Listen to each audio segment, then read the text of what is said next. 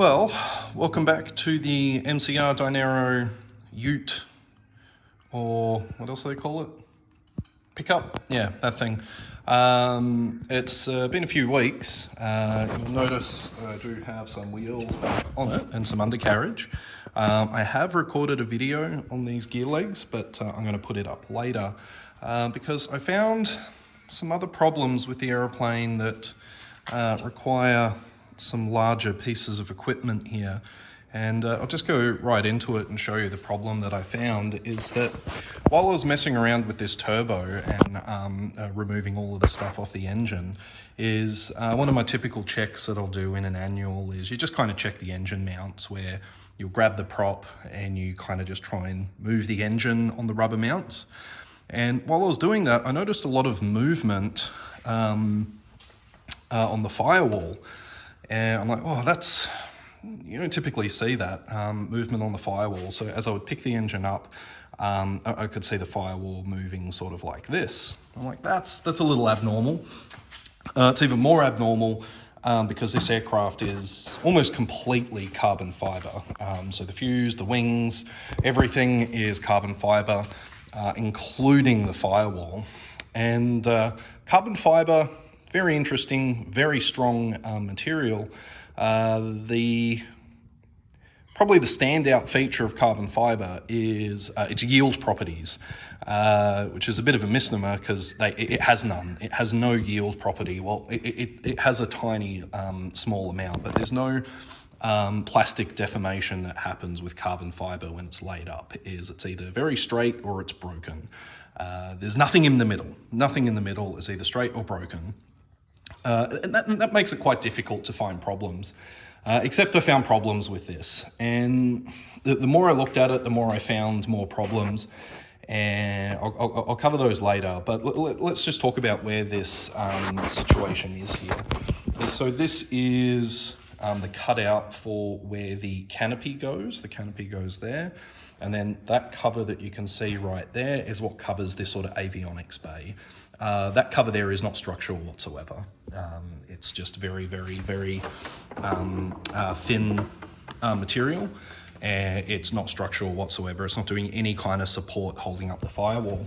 And you'll notice the firewall is the height of the fuselage. The firewall is supported through the bottom half, and the top half there's almost no support. The only support that there is for the firewall is this frame here. You can see there's that steel frame, and that steel frame attaches to the engine mounts off the back of the engine. So there's an engine mount that comes through right there.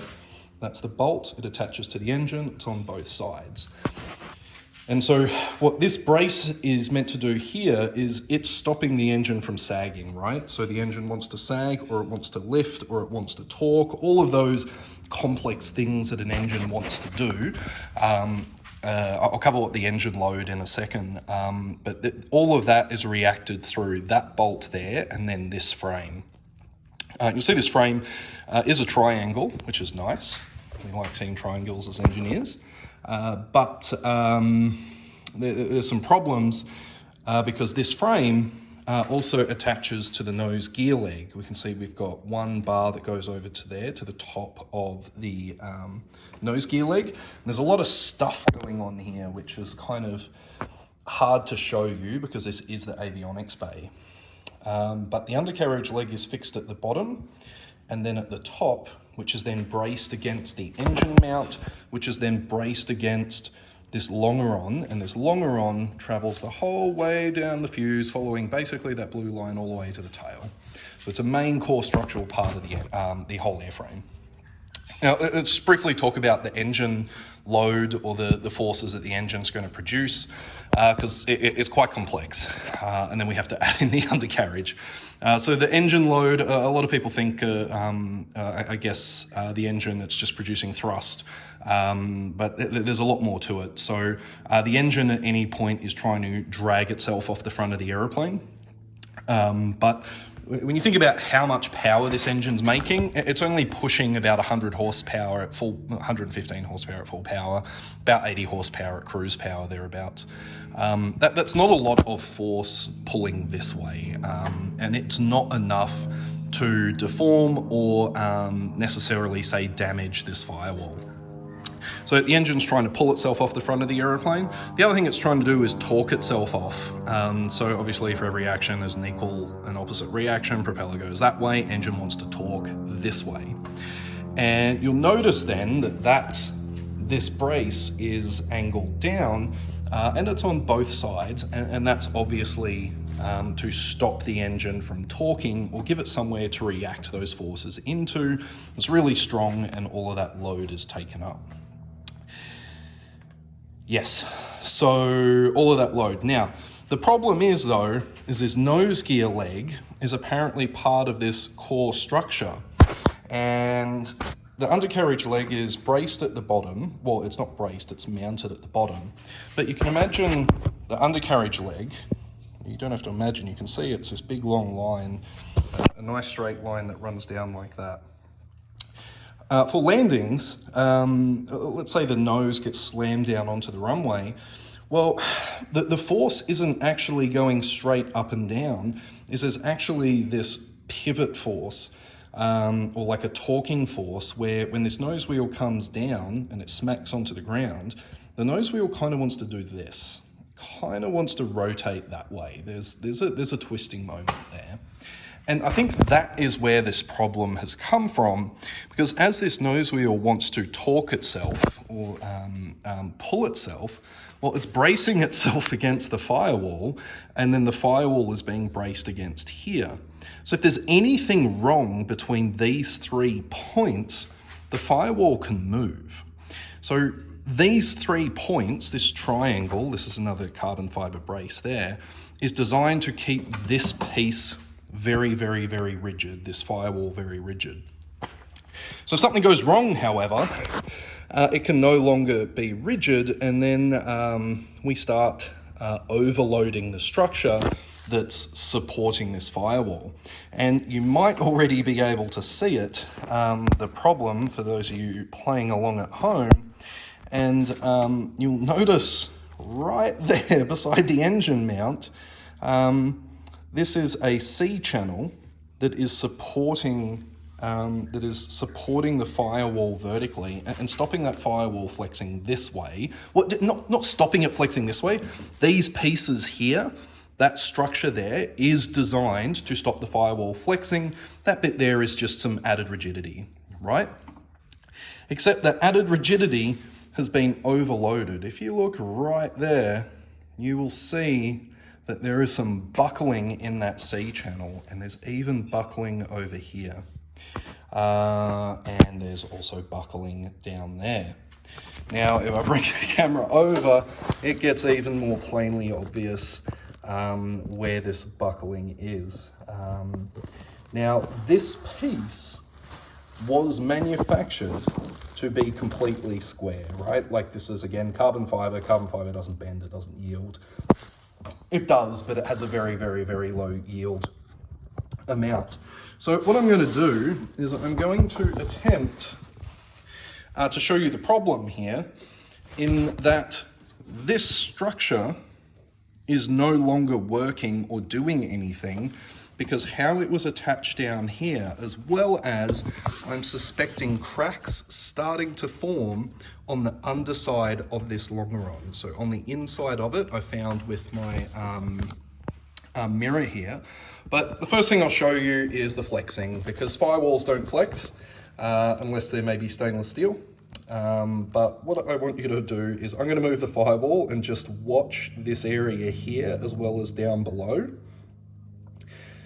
So if this steel structure was fitted correctly, this firewall shouldn't be able to move. It shouldn't, and it can't move because it's literally what's holding the engine on. So I'm going to try and hold this, the tablet, as well as move this firewall. And with a bit of luck, if I don't wobble around too much, you should see this flexing. And I'm just using my weight here, so it's not like I'm adding a whole heap of force. I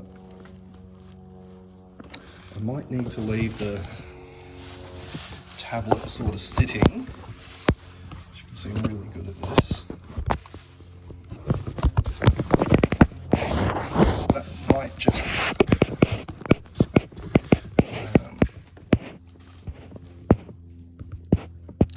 can see it moving too much, but you definitely can see that it's there. What I will do is set that there. Nope. Just do this. What? Okay. I don't know what to do. I've only got one hand, so I will just try and flex this thing and bring the camera in nice and close. So it should be plainly obvious. It's not plainly obvious because I'm shaking so much. Okay. Anyway, put it this way. If I shake the firewall, those things move. And have you ever seen a C channel where you guys like build sheds and stuff like that? Have you ever seen a C channel and they go into overload? This is how they buckle. So what's been happening is this firewall has been doing this. It's been flexing rearwards. And I'm postulating it's because of the nose gear. And I'm also postulating it's because of these cracks starting to form. And yeah, there's cracks on this side. I'm going to see if I can get my mirror in there and show you some of the problems. But before I do, is I will just show you this side. And it also has, it's kind of hard to see, but it also has overload in the C channel. You can see right where it is. And you'll notice both of these overloads of the C channel, both of them are right near where the engine mount is, which means that it's not doing anything.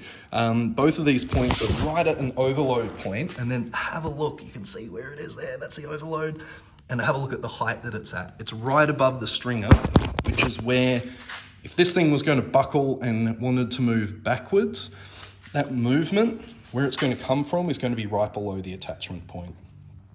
So all of these things point towards that the firewall is moving and isn't as healthy potentially as it should. Now I'll see if I can get my little mirror down here and show you part of the cracking. Yeah, you can see it like right there. Part of the cracking that I was noticing. So I'll just get the light over. And so where some of this problem is that I noticed physically is this is the longeron that goes all the way down the fuselage. And this is where the firewall obviously attaches to that. And so the next point that we would see load transfer would be somewhere down here. And so if I go ahead and chuck my little mirror down here, you'll notice there's some pretty nasty, shitty looking stuff down there. It's kind of hard with that camera. So at the top of the mirror there, you can kind of see that's just all manufacturing problems. The bit that got me worried was there's a line coming out of that rivet. I'm going to zoom in just a little bit more. There's a rivet down there going into that nut plate. There it is. And you can kind of see that little line sort of going at about a 30-degree angle out of that rivet hole. And that line actually continues all the way along in all that mess that you can see along on the actual firewall. Just let me move in here so I can have a quick look. Right there. Yep, there we go. So you can see the line sort of just directly below that rivet line. That's the rivet line. Directly below the rivet through that nut plate. And then it kind of moves over to the firewall and then moves across. So what I'm suggesting is that I've actually caught this before major problems have started happening, so before any kind of cracking could potentially occur. And there's also a lot of ugliness down this stringer through the longeron. And let me see if I can get this in there. Stand by a second. I know this is really good fucking YouTube content. Just going to clean the mirror. And if we have a look on the underside of that stringer, you see all that white sort of line that's through there? Not very good. Where are we? There we are. Now I just need the camera. There we go. Now there's the problem. It looks like bad manufacturing, but you can kind of see that crack running almost all the way along. I'm going to see if I can get my finger in there to kind of point it out. So if you can't see it, I probably can't really help you too much. No, the finger's not going to help. So what you're looking at is the underside of the stringer. That's the underside of the stringer up against the fuselage. So the fuselage is that piece there. That's the underside of the stringer. These that you can see there are the bolts that hold on that engine frame, right? So these are, let me zoom out, so they're the bolts there that are holding on the engine frame. They're the bolts. So any kind of movement that would happen here is going to be reacted into this area. So it's going to try and push the stringer, or because the engine's trying to torque, it's actually going to push down on this stringer, right? There's going to be a reaction force trying to push this stringer down, trying to separate it from the fuselage due to torque from the engine, but also the undercarriage. So I'm not necessarily saying that the engine has caused this problem. My instinct is it's more this, because there's a lot more shock load. Carbon fiber doesn't really like shock loads. And so the nose gear slamming into the ground, trying to twist itself off like this, if it isn't trying to twist itself off perfectly perpendicular down down the length of the fuselage, like right down the center line, if it tries torquing either way, so the nose wheel doesn't come down straight, well, then it's also going to try and twist this. And so because it's twisting,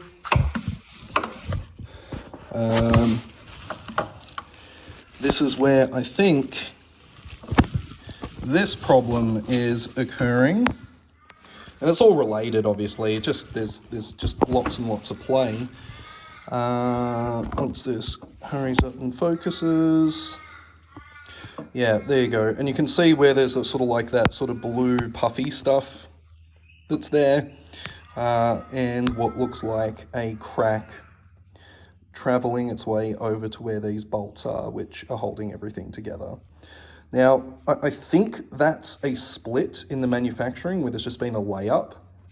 However, the problem is that bad manufacturing, or when the guy built this thing, is also a path for where stress cracks will form, right? So even though that looks like in some places, you can see there's like different types of carbon fiber there. However, then there's other places where it is the same type of carbon fiber and there's what looks like a crack there. Yeah, there it is, really super obvious. So that is definitely something. Now, is it the stringer completely delaminating? I don't think so, because there's not enough movement to cause that, but it's enough. So I found this while I was doing my work, and I honestly hadn't noticed it. Like I said, I've worked on this aircraft. I've worked on this aircraft for the last 5 years, and I've never noticed that before. So just because I know the aeroplane doesn't mean that there's nothing wrong with it. So it's a bit of a problem, but for all problems there is a solution. And so that's what I'm here doing over the next few days.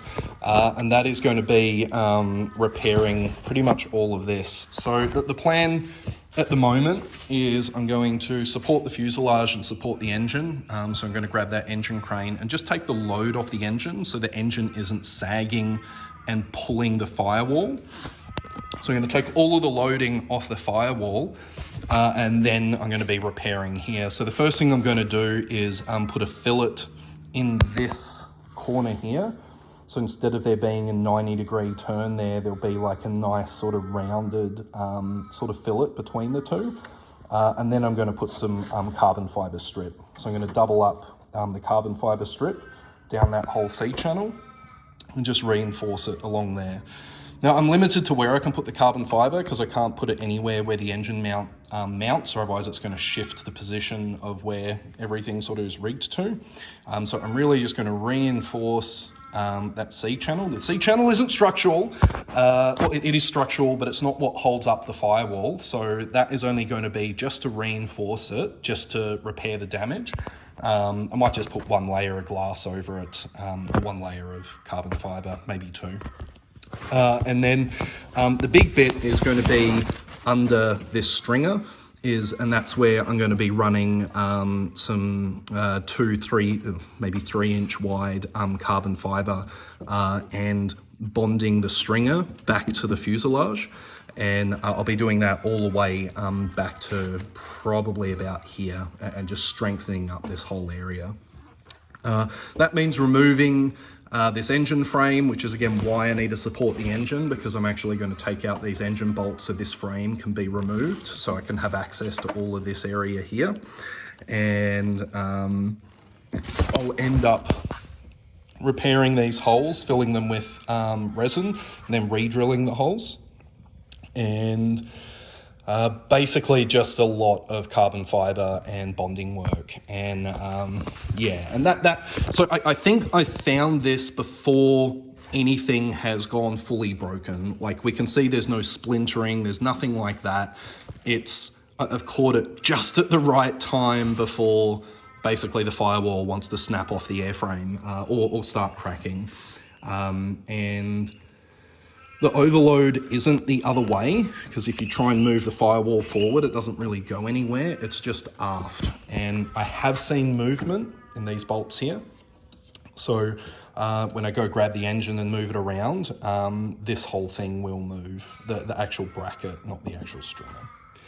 So yeah, I make this video kind of like maybe someone will find this on the internet one day and need to look at this, but I would say this is a pretty real problem, and I would be surprised if other aircraft haven't had this problem as well, because all it would take is just these holes not being quite right, or being a little bit loose, or anything breaking. And the structure here you can see is really quite thin. There's not a lot of material. It is a light sport aircraft, so there's not a lot of reserve structural material that's added. Is basically made as strong as it needs to be and is left like that. So yeah, look, one of those cases where, I call the owner and say, hey, look, dude, like, I'm really sorry, but what I actually said to the owner was, look, I'm not certain that, that there's something, that the firewall is really proper fucked, but I did say he should get a second opinion, and because I'm the guy saying, hey, look, there's a whole bunch of work that needs to be done on your plane, pay me for it. There's just like some professional courtesy there, where it's like, look, you need to actually go get a second opinion, because I could be wrong. I'm 99% sure I'm not wrong, because carbon fibre doesn't do this, and neither do C channels, and you can physically see it moving when you grab the firewall and move it, or even when you grab the engine and move it, you physically can see them moving. So I said to him, look, I think there's enough here for me to say we should fix it while we're here, before it gets worse, because for it to get worse, if it gets any worse, the whole engine comes off. This firewall protective cover, which is just going to be a fucking pain. It's this metal material. It's bonded onto the carbon fiber. Like, if you leave it for another year and it gets worse, or you have a bad landing and it just breaks something, you're going to have a really, really, really bad time. Like, the plane will be down for probably a year while it gets repaired. So, yeah, one of those things where finding it early is a good thing. Preventative maintenance is even better. And yeah.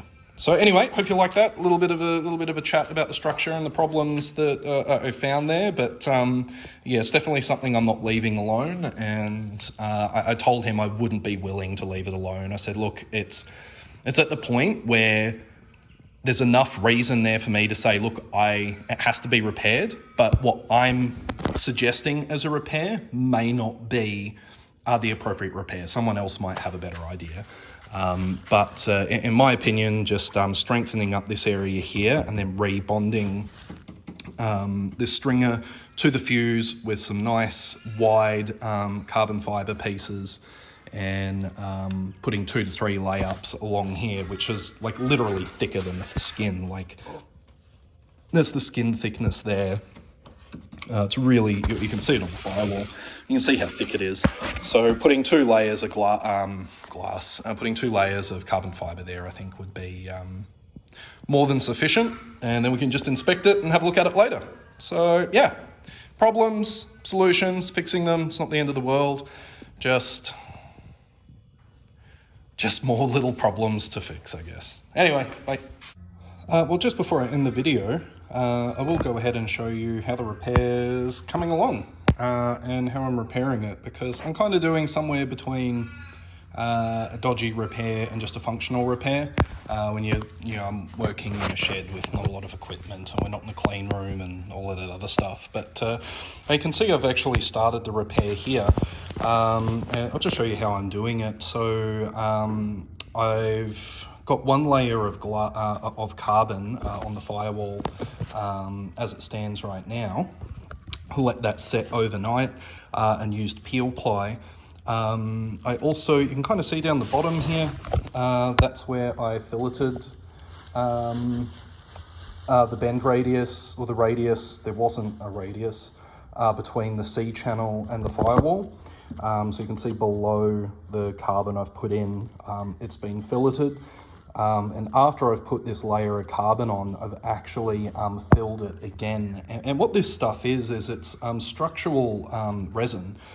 So it's called Megapoxy number 69, and it's kind of like a peanut butter type paste, but it's very, very rigid, very, very strong. And just to make sure I get a really nice radius, the best radius that I can onto this C channel, is after I've laid this bit of carbon fiber, and this bit of carbon fiber wraps around like that onto that radius. Then I've just filled that radius again, because I'm about to put a second layer over the top of all of that. So this is just all to just really strengthen. The strength is actually in the piece being bent, or not being bent, but the strength is in having the vertical. I've forgotten the engineering term when you bend a piece. It's like when you fold a piece of paper, and you fold a piece of paper at 90 degrees, all of a sudden the piece of paper is stronger. There's a fancy terminology for that, and I've just completely forgotten it. But yeah, you get yourself a piece of paper, put a 90-degree bend in it, all of a sudden the piece of paper can hold something. If you just tried holding a piece of paper out from your hand, it'll just flop. Put a 90-degree bend on it, all of a sudden the piece of paper will stay up. So having this bend here is important, but making sure a 90-degree bend, carbon fiber doesn't like it. So here's some sheets of carbon fiber. That 90-degree bend really creates a pinch point on the fabric, and there's a stress point there. So having nice radiused edges will really, really help the strength of this repair. So while this second sort of bit of filleting isn't really needed, I just really want this radius to be nice. And the other thing it does is when I lay up this next bit of carbon fiber, I'm laying it up when this peanut butter type paste is still wet. So that way it actually will bond to the carbon fiber when it goes in there, when I push it in, and it will make sure it conforms and it won't peel away from that radius there. And I've done the same with the same repair. It's going to be really hard to show. Yeah, it's not even going to show on the inside here. So I've got a single layer of carbon fiber there, and over on the other side, it's just carbon copy. Pun intended, I guess, of the same thing. You can see I've just filleted. I've got a little bit of excess material on this side. So all of this is from the peel ply that was left on overnight. I'm just going to trim back these edges at the very end because the actual height of this C channel isn't super critical. But isn't super critical, it's not critical at all. It doesn't do anything. I'll show you how I'm also laying it up. It's a little bit interesting, I guess. This is sort of like a a dodgy skipping a step wet layup. So there's two types of ways of getting carbon fiber, fiberglass onto something. Is you can just get the dry cloth, slap it on, get a paintbrush or something with resin, and you just paint the resin on while it's in situ. It works, but it makes a mess because you're just kind of like slapping resin everywhere. What I'm doing here is half of a wet layup. So a wet layup would be is if you got a clear sheet of plastic, you put the carbon fiber down, you put the resin on, you impregnate the resin into the glass, and then you peel the glass off that. You peel the glass off the plastic, put it to where you're glassing it. What I'm doing is a dodgy wet layup where I'm not using plastic. What I've got below here is peel ply. You can see I've got my Australian safety boots on, of course. But I'm just using peel ply, and all I'm doing is just putting the resin, about the right amount of resin. Okay, when I say about the right amount of resin, I'm definitely making this resin rich, so there's a little bit too much resin in there, but I kind of need that to be absorbed into the porosity of how old this old carbon fiber is. But so I'm doing a dodgy wet layup where on goes the resin. I kind of sort of rub it in a little bit, but I don't rub it in too much because it will soak through this and into the peel ply. So I just put enough on there, and then I can take this whole piece over to the aeroplane and just slap it on. Grab my little rollers. I've got two types of rollers here. Grab my roller and then roller it onto where I want it. This just means I'm not dripping resin all through the bottom of the aeroplane, and it also means I can get a little bit closer to the correct amount of resin and I can cover this whole area correctly. So I'm just taking these, and it also means I don't have to have little pieces of carbon fiber, because I've opted to do this quick and easily. I can bring one of those panels over with the release cloth, put it in position, rub it all on, let it set, peel it off, and away I go. So it's less mess, not quite a full wet layup, but for this case, because it's a repair, we're going to accept that as a reasonable solution. So yeah, there you go. I thought that might have been a little bit interesting. I'll put this at the end of the video, and yeah, hope you